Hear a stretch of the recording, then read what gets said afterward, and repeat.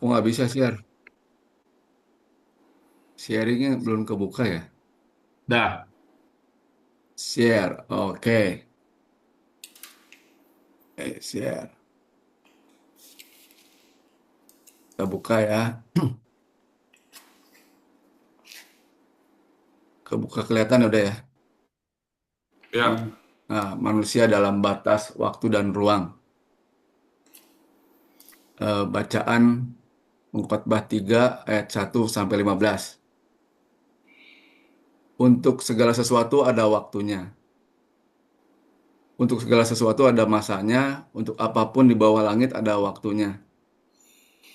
Ada waktu untuk lahir, ada waktu untuk meninggal, ada waktu untuk menanam, ada waktu untuk mencabut yang ditanam. Ada waktu untuk membunuh. Ini maksudnya membunuh tuh mendisiplin gitu ya. Kalau di bahasa Sunda sih bukan membunuh di kitab Sunda. Ada waktu untuk menyembuhkan, ada waktu untuk merombak, ada waktu untuk membangun. Ada waktu untuk menangis, ada waktu untuk tertawa, ada waktu untuk meratap, ada waktu untuk menari. Ada waktu untuk membuang batu, ada waktu untuk mengumpulkan batu, ada waktu untuk memeluk, ada waktu untuk menahan diri dari memeluk. Ada waktu untuk mencari, ada waktu untuk membiarkan rugi, ada waktu untuk menyimpan, ada waktu untuk membuang. Ada waktu untuk merobek, ada waktu untuk menjahit. Ada waktu untuk berdiam diri, ada waktu untuk berbicara. Ada waktu untuk mengasihi, ada waktu untuk membenci. Ada waktu untuk perang, ada waktu untuk damai. Apakah untung pekerja dari yang dikerjakannya dengan berjerih payah? Aku telah melihat pekerjaan yang diberikan Allah kepada anak-anak manusia untuk melelahkan dirinya. Ia membuat segala sesuatu indah pada waktunya. Bahkan ia memberikan kekekalan dalam hati mereka. Tetapi manusia tidak dapat menyelami pekerjaan yang dilakukan Allah dari awal sampai akhir. Aku tahu bahwa untuk mereka tak ada yang lebih baik daripada bersuka-suka dan menikmati kesenangan dalam hidup mereka. Dan bahwa setiap orang dapat makan, minum, dan menikmati kesenangan dalam segala jerih payahnya itu juga adalah pemberian Allah. Aku tahu bahwa segala sesuatu yang dilakukan Allah akan tetap ada untuk selamanya. Itu tidak dapat ditambah dan tak dapat dikurangi. Allah berbuat demikian supaya manusia takut akan Dia. Yang sekarang ada, dulu sudah ada.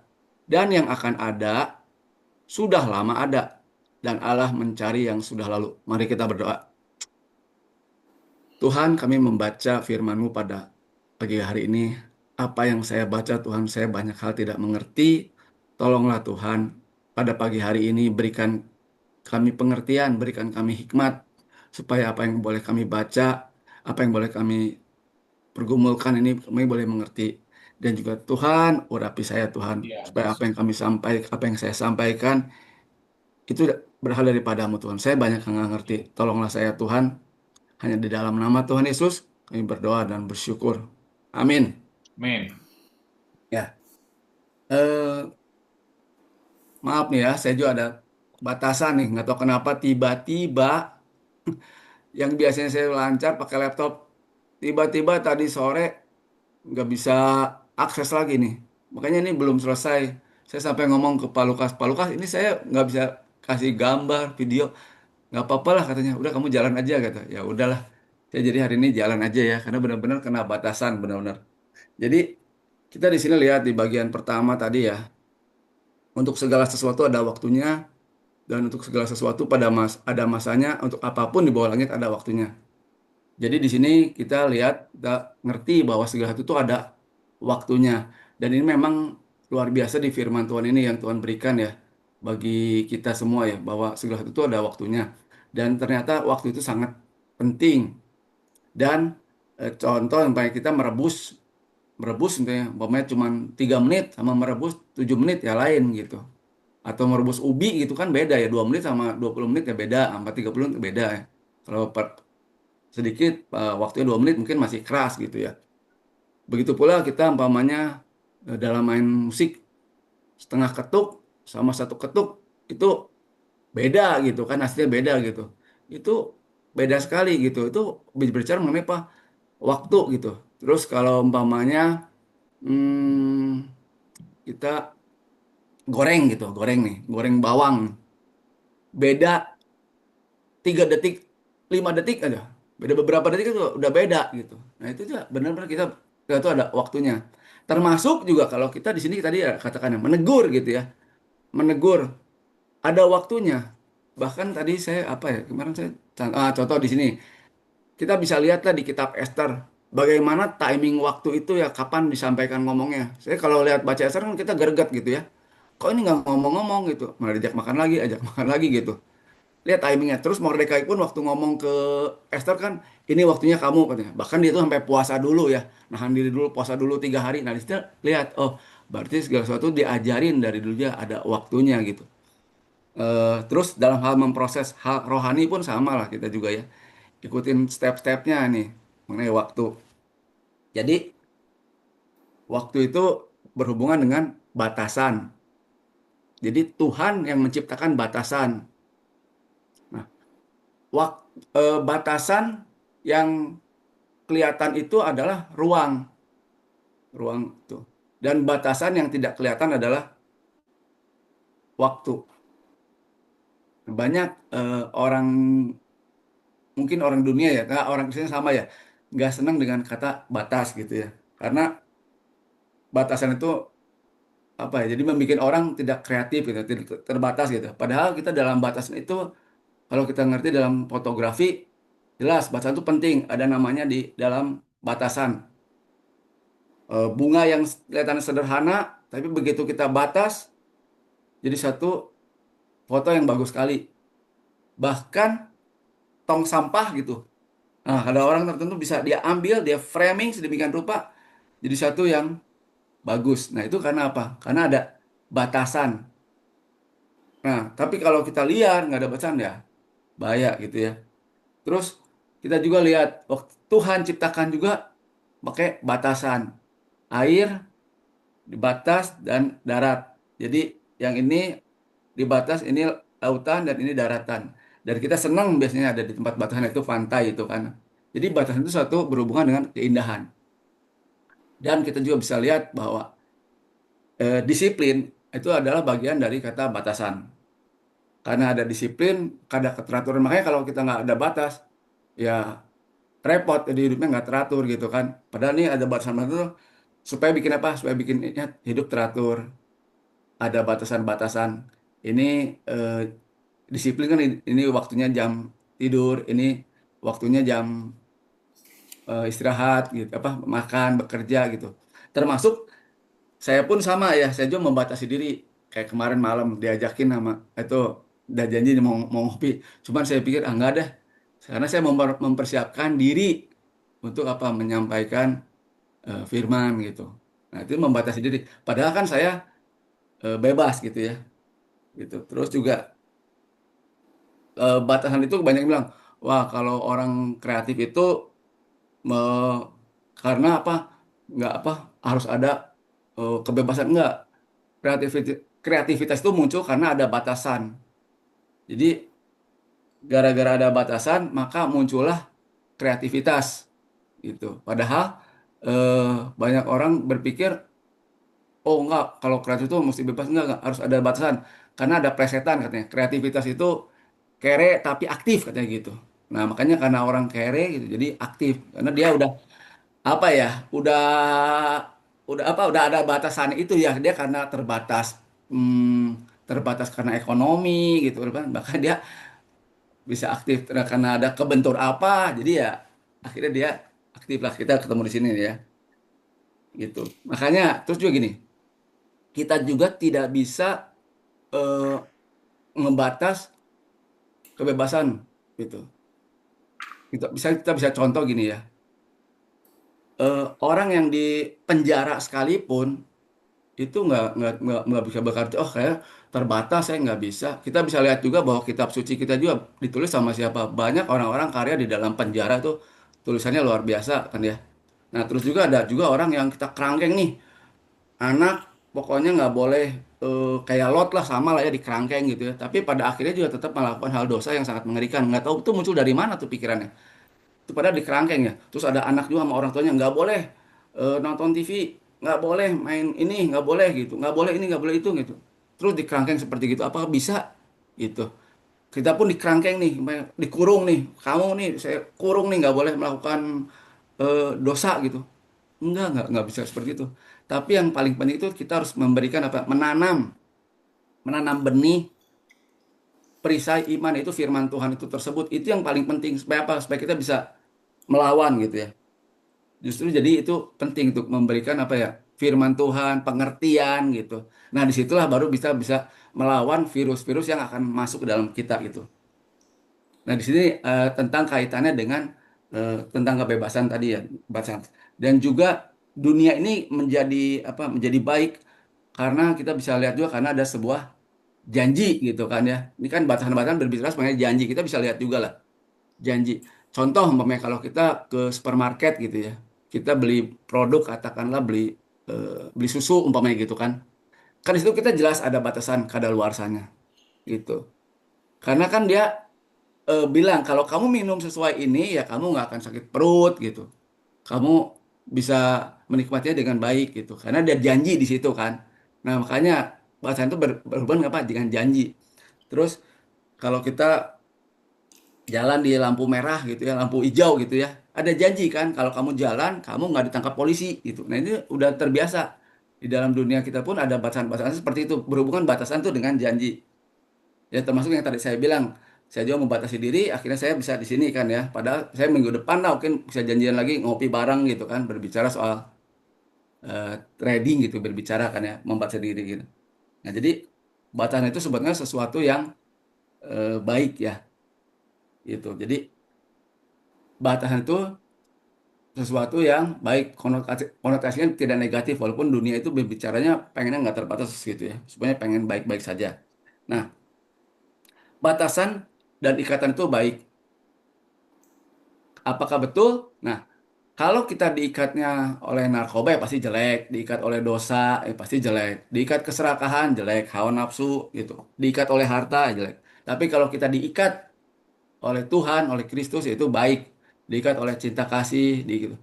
Sama seperti siapa seperti Paulus pun juga ya. Aku ini bebas katanya. Tapi aku jadi tawanan Kristus gitu. Nah, justru kebebasan sejati itu ketika kita diikat di dalam apa? Di dalam keluarga. Ya sekarang kalau kita suruh pilih, mana yang disebutnya bebas itu? Apakah kita tinggal di gunung, teriak-teriak gitu? Wih, gua bebas, mau pakai baju kayak nggak pakai baju kayak? Atau kita lebih bebas kalau kita tinggal di dalam keluarga yang baik-baik saja, punya komunitas yang baik-baik saja? Apakah itu? Ya pasti kalau boleh pilih ya kita pilih di dalam keluarga yang baik-baik kan.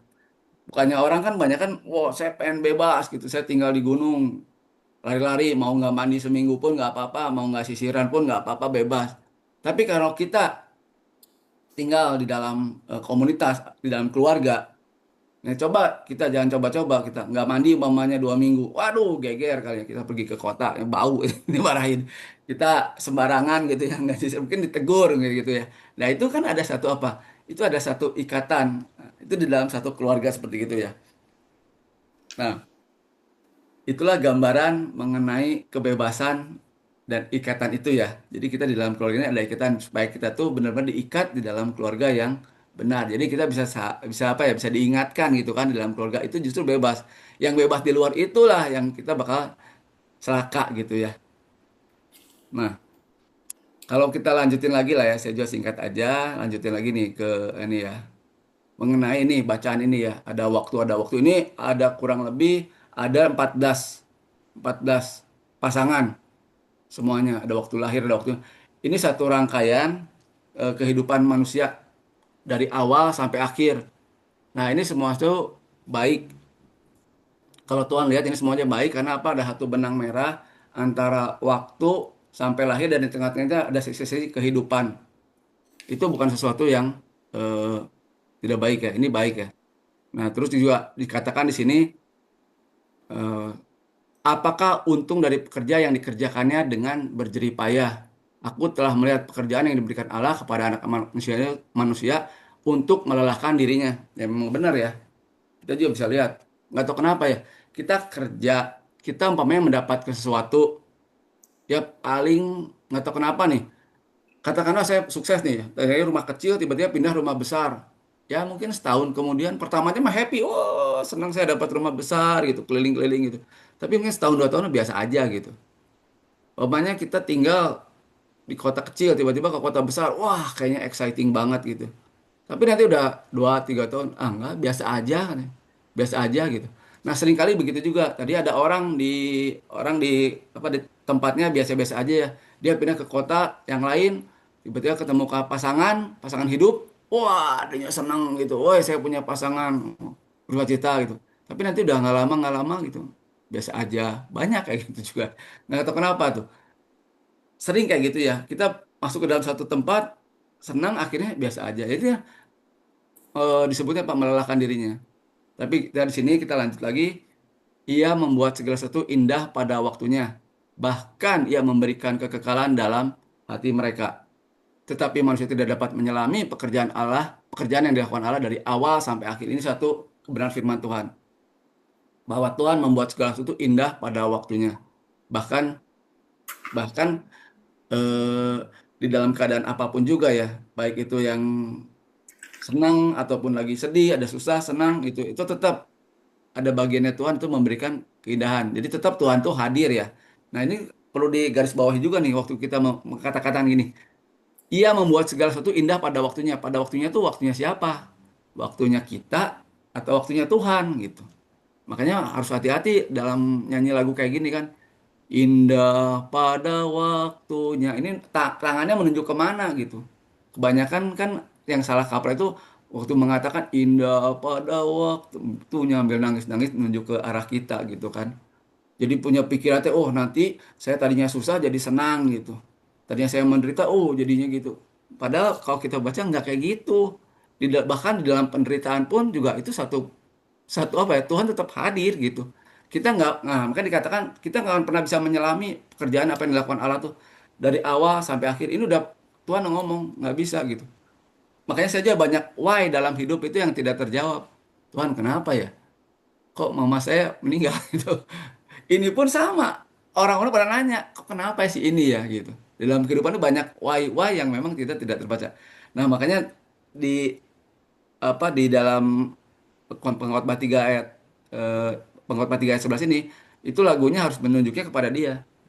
Indah pada waktunya. Nah, ini juga ke dia karena ini waktunya siapa? Waktunya Tuhan gitu. Lanjut ya. Kita lihat juga. Aku tahu bahwa untuk mereka tak ada yang lebih baik daripada bersuka-suka dan menikmati kesenangan dalam hidup mereka. Dan bahwa setiap orang dapat makan, minum, menikmati kesenangan dalam segala jerih payahnya. Itu juga adalah pemberian Allah. Ya, benar. Itu juga semua karena pemberian Allah ya. Nah, terus terakhir apa? Aku tahu bahwa segala sesuatu yang dilakukan Allah akan tetap ada untuk selamanya. Jadi memang benar ya. Jadi tadi bagian-bagian tadi yang ada waktunya lahir itu mati itu semua tuh ada bagian-bagiannya tetap ada. Itu tidak dapat ditambah, tidak dapat dikurangi gitu. Karena segala sesuatu itu di dalam kehidupan itu pasti berubah, pasti berubah. Yang nggak berubah itu ya nggak ada gitu. Satu yang pasti itu apa ya perubahan itu sendiri. Makanya Allah berbuat demikian supaya apa?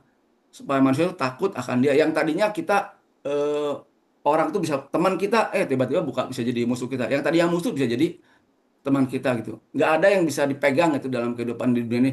Mudah sekali berubah. Makanya ini bisa pas ya 20 apa ya 28 pasangan. Karena ini dalam konteks orang Yahudi itu dalam satu bulan tuh 28 hari dulu ya. Jadi benar-benar kita di saat ini nih, di saat kita kumpul begini ya, ada waktu kita mendengarkan firman, ada waktu orang lagi apa ngomong, kayak ada waktu apa lagi kita lagi apa lagi. Pokoknya berubah-ubah. Nah, dunia ini semua berubah.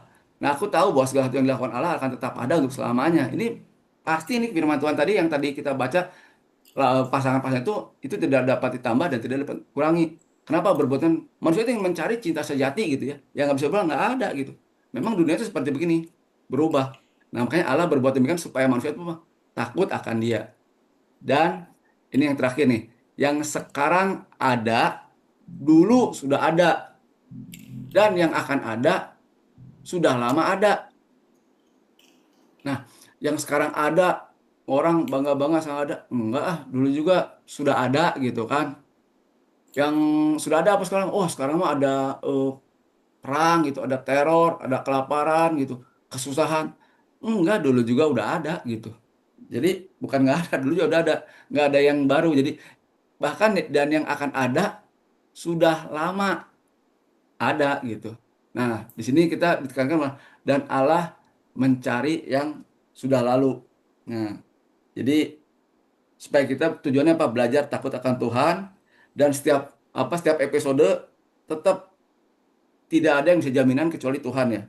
Jadi kiranya kita tetap mencari Tuhan dan takut akan Tuhan karena dialah yang pegang kontrol atas hidup kita. Ya, demikian sharingan dari saya. Kita tutup dalam doa ya. Nah, Bapak, terima kasih atas firman yang boleh kami dengar dan saya sampaikan. Biar itu boleh kami mengerti akan firman-Mu ini menjadi satu pedoman buat saat ini dan sampai kekekalan Tuhan. Terima kasih Tuhan. Hanya dalam nama Tuhan Yesus kami berdoa dan bersyukur. Amin. Ya, Udah Min. bro. Thank you. Oh, sorry ya tuh, nggak benar-benar terbatas tuh. Bukan nggak mau nyiapin tuh.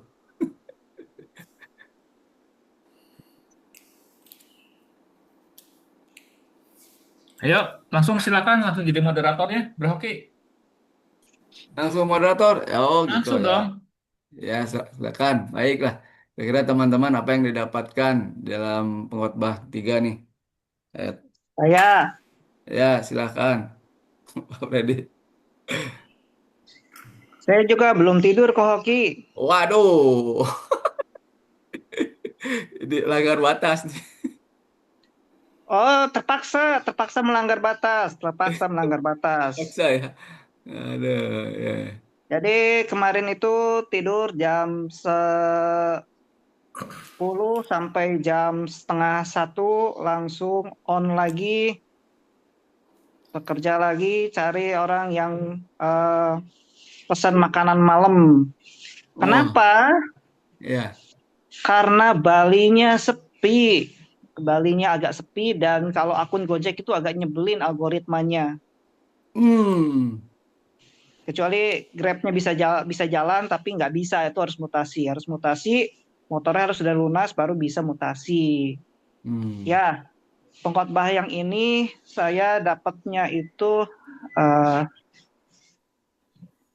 ya kita harus balance ya, ada waktunya buat kerja, ada waktunya buat istirahat. Tadi kalau saya sudah bekerja malam berarti sekarang dibalik, sesudah ini saya harus tidur. Ya.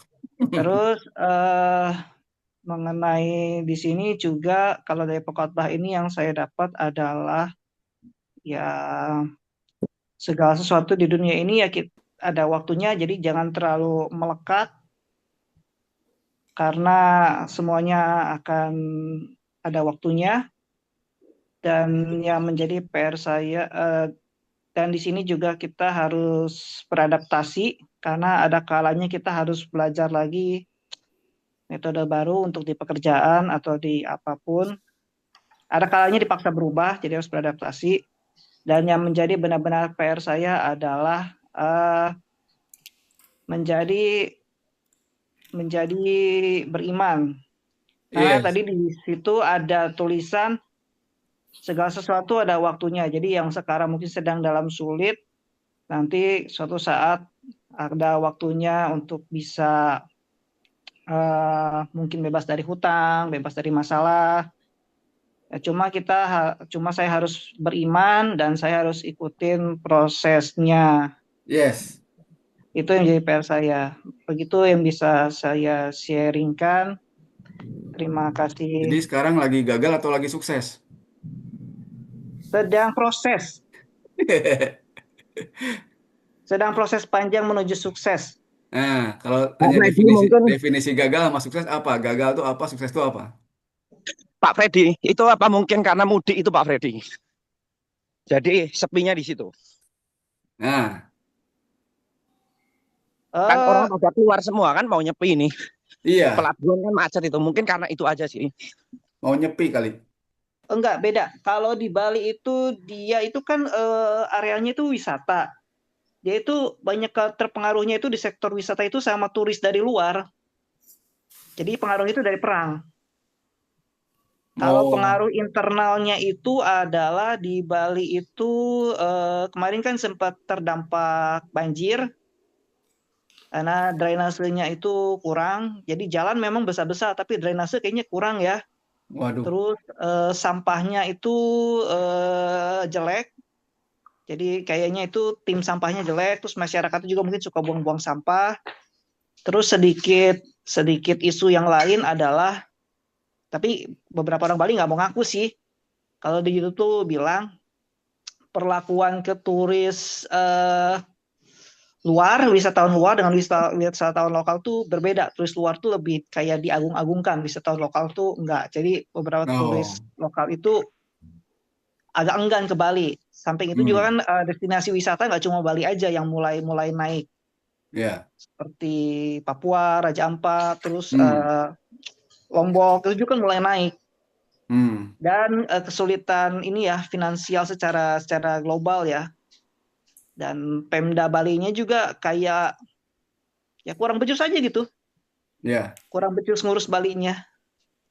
Dan ya beda gitu kalau untuk ojek online antara di Bali dengan di Bandung. Justru di Bandung tuh malah menjelang puasa itu dan menjelang Lebaran itu malah panen. Di iya sini rame. tuh malah kebalikannya, Hmm, gara-gara wisatawan luarnya berkurang. Dan walaupun di Bali ini ada banyak lokasi, Kuta, Denpasar, Canggu, Ubud, Tabanan, dan lain-lain, untuk ojek online yang hidup tuh cuma di 4 lokasi oh, gitu. Jadi agak berbeda dengan Bandung dan hmm, Jakarta mungkin ya. Cuma ya, 4 lokasi dan mereka itu pada punya punya motor. Ya begitulah singkat ceritanya, challengingnya. Jadi yang biasanya saya nggak pernah keluar malam, nggak pernah ngalong, jadi harus ngalong sekarang. Kecuali saya punya akun Grab, nggak usah ngalong bisa kayaknya. Sorry, Grab punya, cuma nggak bisa dipakai di Bali. oh, Dah, sekian terima kasih.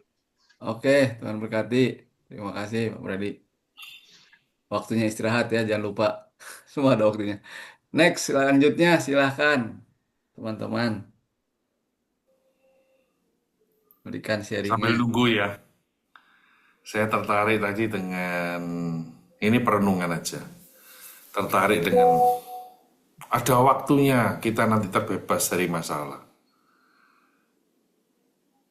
Ketika saya renungkan kalimat itu, sepertinya memang kita tidak akan bisa ya bebas dari masalah.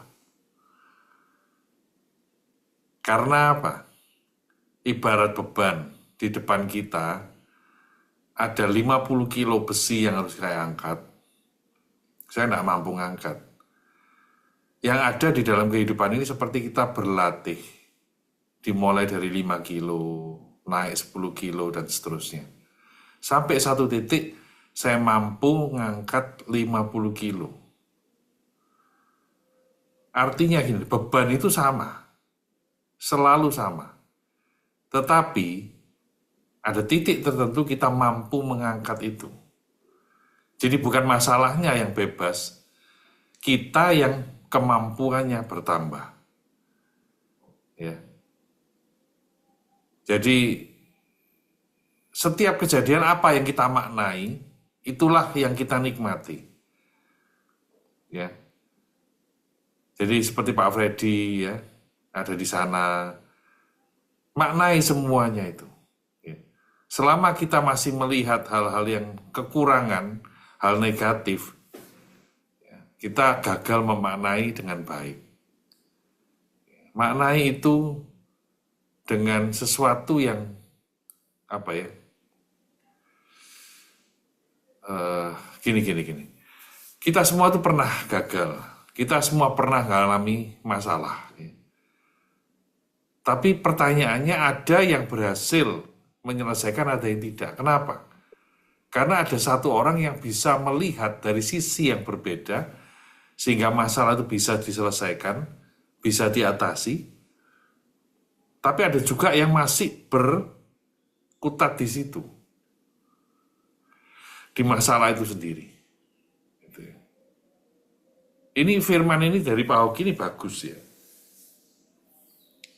Pesan utama dari pengkhotbah 3 ini apa? Allah itu punya kedaulatan waktu. Itu tidak bisa. Namanya kedaulatan itu sudah tidak bisa lagi kita intervensi. Saudara. Mau doa puasa, mau mau puasa Esther, nyambung puasa Daniel, mau nyambung puasa yang macem-macem. Kalau belum waktunya Tuhan, ya nggak bisa. Ya. Makanya Pak Freddy harus juga, kita semua juga sama, punya prinsip apa? Tuhan tuh memberkati pribadi, bukan memberkati tempat. Dimanapun kita diutus, ya. Kayak Pak Irfan sebagai kepala cabang, nanti diutus pindah kemana-kemana. Percaya ketika diutus kemanapun, kalau Tuhan memberkati hidupnya Pak Irfan sebagai pemimpin, mau di tempat kering sekalipun, Tuhan buat berhasil. Itu kedaulatannya Tuhan. Dan pengkhotbah 3 ini kita juga belajar ya, bahwa mau atau tidak mau kita semua hidup di dalam siklus waktunya Tuhan. Nanti itu ada waktu ini, ada waktu itu, ada waktu ini. Jadi artinya apa? Itu kan paradoks semua ya. Ada waktu menanam, ada waktu mencabut. Jadi artinya waktu menanam kita tetap sukacita, waktu dicabut pun kita harus sukacita. Nah bisa enggak? Seringkali waktu kita menerima kita sukacita, waktu kita kehilangan kita kedumel. Ya enggak? Nah ini pertama nanti kedaulatan Tuhan, kedua kita mau tidak mau hidup di dalam siklus kedaulatannya Tuhan tadi. Bagus ini ya. Jadi 15 ayat itu sebenarnya mewakili kehidupan manusia secara utuh. Ayat berikutnya kan tentang kerinduan manusia tentang kekekalan. Satu sisi sadar hidupku terbatas. Ada waktu ini, ada waktu itu, semua dibatasi. Tapi satu sisi kita juga sadar, kita menuju yang namanya kekekalan yang tanpa batas. Tidak ada lagi ruang dan waktu. Paradoks ini menjadi perenungan kita, saudara. Dan kita juga belajar bahwa rencana Allah itu selalu di luar kemampuan nalar manusia. Jadi jangan pernah intervensi, kenapa Tuhan kok begini? Kenapa Tuhan kok begini? Gitu ya. Saya tadi ketika Pak Freddy sharing, bisa saja loh, kalau Pak Freddy salah respon, Tuhan aku udah jauh-jauh dari Bandung pindah ke sini kok malah enak di Bandung misalnya gitu ya. Di Bandung rame, di sini kok malah sepi gitu. Ya, jadi ayo kita semua ini belajar. Ya. Respon terbaik kita ini satu, yaitu hidup takut akan Tuhan. Ya. Menyikapi kedaulatan Tuhan, menyikapi waktu yang ada, menyikapi batasan-batasan tadi, ayo hidup takut akan Tuhan. Ya. Dan percaya saja bahwa seperti yang pernah saya sharingkan ya, Yohanes 6:29, pekerjaan kita adalah percaya kepada Dia yang diutus Allah. Jadi pekerjaan kita yang utama adalah percaya. Jadi kalau kita kehilangan percaya, maka kita kehilangan pekerjaan kita. Ya, Tuhan berkati. Ya, terima kasih Pak Yosef. Iya, ya, banyak lah. Hikmat luar biasa dari Pak Yosef. Selanjutnya, silahkan. Apa yang lagi didapat nih, teman-teman? Hidup takut akan Tuhan, gitu ya. Percaya sama Tuhan. Ya, Izin silahkan Pak ya, Yos. ya izin lagi ini. Saya bersyukur Pak Oki kembali ingatkan kita segala sesuatu ada waktunya. Ya, jadi semuanya bisa Tuhan buat indah pada waktunya Pak Freddy dan buat kita semua Pak Irfan, Pak Mardi, ya Pak Indra. Jadi pernah nggak dengar istilah begini? Termasuk masalah kita atau pergumulan kita itu ada tanggal expirednya. Ada tanggal berhentinya masalah itu. Ada waktunya selesai maksud saya.